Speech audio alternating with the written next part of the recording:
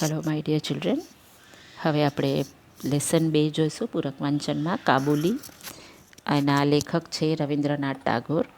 એનો જન્મ છે 1861 અને 1941માં એમનું અવસાન છે.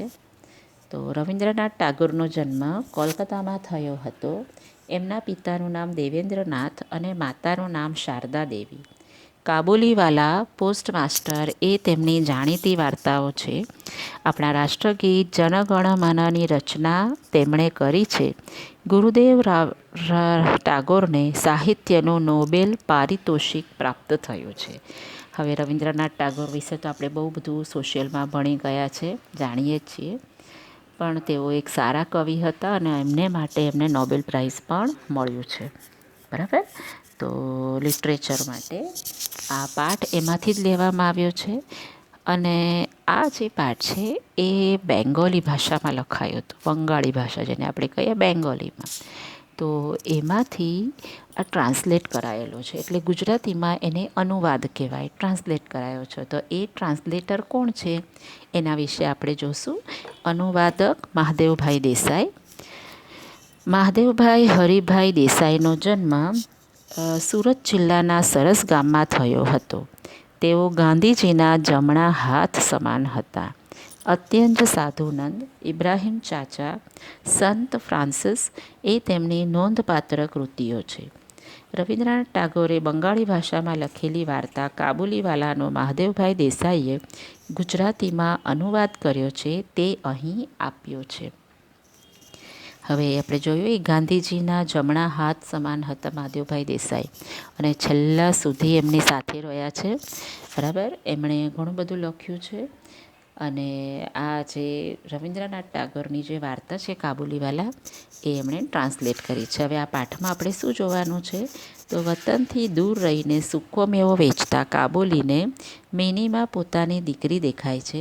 શરૂમાં મિનીના મા બાપ કાબુલીને શંકાથી જુએ છે, પરંતુ એના હૃદયનો ભાવ ઓળખતા તે બંને લાગણીસભર થઈ જાય છે. પહેલાં એવું થતું કે આ કાબુલી એની દીકરીને ઉપાડી જશે ને એવું, પણ જ્યારે એમને સાચી હકીકત ખબર પડે છે ત્યારે એમને બહુ લાગણીસભર, એટલે એમને પણ ખૂબ લાગણી થાય છે કાબુલી પ્રત્યે, ખૂબ માન થાય છે. તો આપણે એવા સરસ મજાનો પાઠ જોઈશું. બહુ જૂની વાર્તા છે. ઇવન અમે લોકો સ્કૂલમાં આ વાર્તા ભણી ગયા છે. તમારા પેરેન્ટ્સ પણ ભણી ગયા હશે. આના પરથી બહુ સરસ ઘણા બધા નાટકો લખાયા છે. બરાબર. તો બહુ ફાઇન વાર્તા છે. આપણે જોઈશું. પાર્ટ 1 છે. મિનીના બાપ મોટા પંડિત હતા. હવે મિનીના બાપ અહીંયા સીધા ટ્રાન્સલેટર છે, એટલે કે એના પપ્પા એ મોટા પંડિત. હવે પંડિત એટલે અહીં એજ્યુકેટેડ. બરાબર. બહુ જ મોટા આમ નિષ્ણાંત જેને કહેવાય, કે જેને આપણે PhD લેવલના જેવા કહેવાય ને, એવા કે વિદ્વાન એકદમ. બરાબર. એવા હતા. એટલે પંડિત એટલે અહીંયા બ્રાહ્મણ નહીં. ઓકે. મિની એટલે બિલાડી નહીં, પણ એક છોકરીનું નામ. તે છોકરીની આંખ માંજરી હતી, એટલે તેની ફોઈએ તેનું નામ મિની પાડેલું. કે મિની એટલે બિલાડી નહીં, આપણે બિલાડીને મેંદડીએ એમ જ કહીએ, એટલે મિની મિની એમ કરીએ. પણ એક છોકરીનું નામ છે. તે છોકરીની આંખ માંજરી હતી. હવે માંજરી એટલે શું ખબર? Cat eyes. ઘણાની બ્લુ આઈસ હોય, ફોરેનર્સને જો મસ્ત હોય આંખ એકદમ માંજરી, કેટ આઈસ. કે આવી કેટ આઈસ હતી, એટલે એને બધા એની ફોઈએ એનું નામ મિની પાડ્યું હતું. હવે એવું કહેવાય કે પહેલાં બાળકનો જન્મ થાય ને તેની ફોઈ એનું નામ પાડે. મિનીના બાપ મોટા પંડિત હોવાથી મોટા મોટા પોથા ઉથાપે. હવે એ મોટા પંડિત એટલે ખાસ્સા વિદ્વાન એજ્યુકેટેડ હતા, એટલે એ બધું લખતા જ રહેતા. એ ટાઈમે કંઈ આ બધું આટલું બધું ડેવલપમેન્ટ બધું નહોતું. મોબાઈલ ફોન, ટીવી, આ તે બધું એવું નહીં. જે હોય એ બધું લખીને કરવાનું. એટલે મોટી મોટી બુક્સ વાંચે. ઉથામે એટલે મોટા મોટા થોથા લખે. થોથા એટલે બુક્સ લખે. આખો દાડો એમાંથી પરવાર જ ન મળે. બિચારા ફ્રી જ ના થાય. સાંજ થાય અને મિની એની બાને કહે, બા એક વાર્તા કહે. રોજ સાંજ પડે એટલે મિની એની મમ્મીને કહે કે બા એક વાર્તા કહે ને. હવે બા બિચારી ક્યાંથી કહેવાની હતી એક વાર્તા? બરાબર. મિનીના બા કહે, જાને તારા બાપની પાસે, એ કહેશે.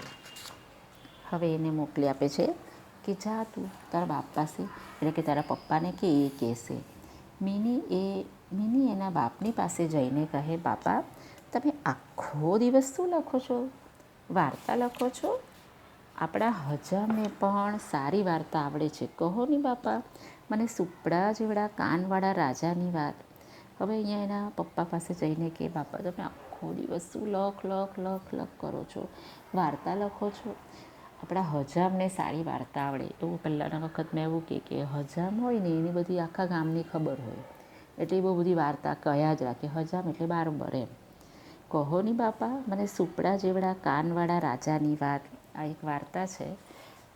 જે રાજાના કાન હોય એ સુપડા જેવડા, એટલે હાથીના કાન જેવા મોટા એમ, એવા કાન. પણ એવા હાથીના જ કાન સુપડા જેવડા હોય, પણ એવડા મોટા નહીં, પણ સાઇઝમાં થોડા મોટા એમ.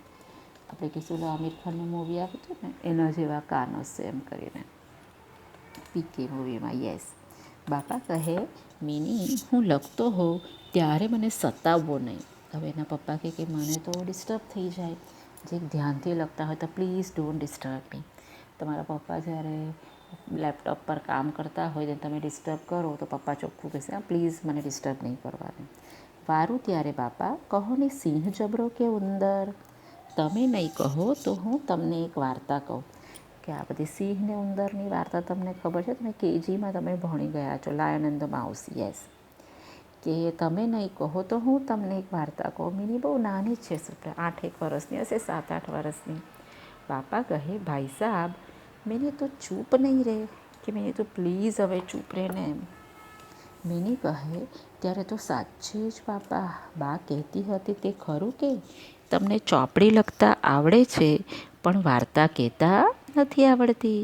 કે તમે બહુ સરસ લખી શકો છો પણ તમને વાર્તા કરતા નથી આવડતી. તમને ખબર હોય તો તમે જોજો, કોઈ એટલી સરસ વાર્તા કહેશે ને કે આપણે સાંભળતા રહીએ, જ્યારે બીજા કોઈ વાર્તા કહે તો આપણને મજા જ ના આવે. તો આ રીતે વાર્તા કહેવી પણ એક ટેલેન્ટ હોય. તો કે તમને ચોપડી લખતા આવડે છે પણ વાર્તા કહેતા નથી આવડતી. ઓરડામાંથી મિનીની બા આ મજેદાર સંવાદ સાંભળતી હતી. તે હસતા હસતા કહે, લો લેતા જાઓ, પંડિત કહેવાઓ છો, પણ તમારી કિંમત તમારી દીકરી આગળ કેટલી છે? કે લે જોઈ લો, કે પંડિત તમે તો મોટા આટલા વિદ્વાન છો, આટલા ઇન્ટેલિજન્ટ છો, બધા તમને પંડિત કે, પણ તમારી વેલ્યુ કેટલી છે તમારી દીકરી આગળ? મિની તુરત બાપને પૂછે છે, બાપા બાની કિંમત કેટલી? એ તો નાની છે, તો એ પૂછે, મમ્મી બાપા બાની કિંમત કેટલી છે, એની વેલ્યુ કેટલી છે? પેલો કાબુલી આવે છે ને તે કહે, શાલની કિંમત 20 રૂપિયા અને બદામની કિંમત 1 રૂપિયા. હવે ઇમેજિન, બદામ 1 રૂપિયાનું તો કેટલું બધું સસ્તું હશે. આજે બદામ કેટલી મોંઘી છે. તો એમ કે શાલ છે એની કિંમત 20 રૂપિયા. જે શાલ ઓઢવામાં આવ્યા કાબુલથી, એટલે અફઘાનિસ્તાનથી આવતા હોય ને ત્યારે તે ટાઈમે બધા લોકો આવતા આપણે અહીંયા બધું હિંગ વેચવા, સૂકો મેવો વેચવા, એ બધું ડ્રાયફ્રૂટ બધું વેચવા. તો એમ કે શાલની કિંમત 20 રૂપિયા અને બદામની કિંમત 1 રૂપિયા. હવે પાર્ટ 2 છે. એક દિવસ મિનીના બાપ પોથીમાંથી ડોકું કાઢી બહાર આગળ જઈને જુએ છે. હવે શું જુએ છે એના પપ્પા એક દિવસ? તો મિની પેલા કાબુલીના ખોળામાં બેઠી બેઠી તેની દાઢી ખેંચતી હતી. હવે આપણા ચિત્રમાં જો એની દાઢી ખેંચે છે અને બંને વાતો કરતા હતા. મિની કહે, હે કાબુલી, તારી દાઢીના વાળ ધોળા અને મારા વાળ કાળા કેમ? હે કાબુલી, આવું કેમ? તારી દાઢી તો સફેદ થઈ ગઈ છે અને મારા વાળ તો હજી થોડા છે. કાબુલી કહે, મિની મેં બુઢા હો ગયા ઓર તુમ બચ્ચી છે. એટલે અડધું હિન્દી ને અડધું ગુજરાતી, કે હું તો બુઢો થઈ ગયો અને તું તો હજી બચ્ચું છે. મિની કહે, મિની કાબુલીનું ગુજરાતી સાંભળી ખડ હસે. એ હસવા લાગી આવું બોલે ને એટલે, અને કહે, પણ કાબુલી, તારા થોડા વાળ ધોળા કેમ અને થોડા વાળ કાળા કેમ? તું થોડો બુઢા અને થોડા બચ્ચા છે. બંને ખડખડાટ હસે છે. એ નાનું બાળક છે કે તારા થોડા વાળ સફેદ અને થોડા વાળ કાળા, એટલે તું થોડો બચ્ચો અને થોડો બુઢો થઈ ગયો એમ. એ બધા હસવા લાગ્યા.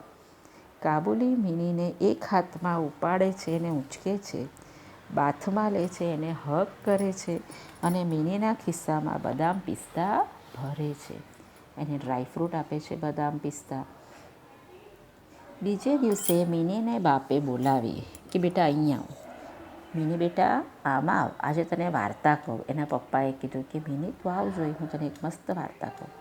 મિની કહે ના બાપા, કાબુલી વાર્તા કહે છે ને તેવી તમને નહીં આવડે, કે તમને એવી વાર્તા કરતાં આવડશે નહીં. મને તમારી વાર્તા નથી સાંભળવી, કે મારે કાંઈ નથી સાંભળવું. બાપા ચૂપ રહ્યા, બિચારા કાંઈ બોલી જ ના શક્યા. વળી એક દિવસ કાબુલી આવ્યો હતો અને મિનીને કાબુલી વાતો કરતા હતા. બંને વાતો કરવા લાગ્યા. હવે કાબુલીને ગુજરાતી આવડી ગયું હતું, હવે સરસ રીતે ગુજરાતી બોલતો હતો. મિની કાબુલીને પૂછે છે, કાબુલી કાબુલી, તારા દેશમાં માણસ ઊંટ જેવા હોય છે? કે તારા કાબુલમાં એમ કે આટલા બધા માણસ બધા ઊંટ જેવા હાઇટેડ હોય છે? કાબુલી કહે ના ના, મારા દેશમાં બચ્ચા બિલ્લી જેવા હોય છે. ને ચીડવે છે, કારણ કે એને મિની છે ને એનું નામ, કે પણ કે મારા દેશમાં જે બચ્ચા છે એ બધા બિલ્લી જેવા હોય. મિની કહે એટલે ઊંટના બચ્ચા બિલ્લી જેવા હોય?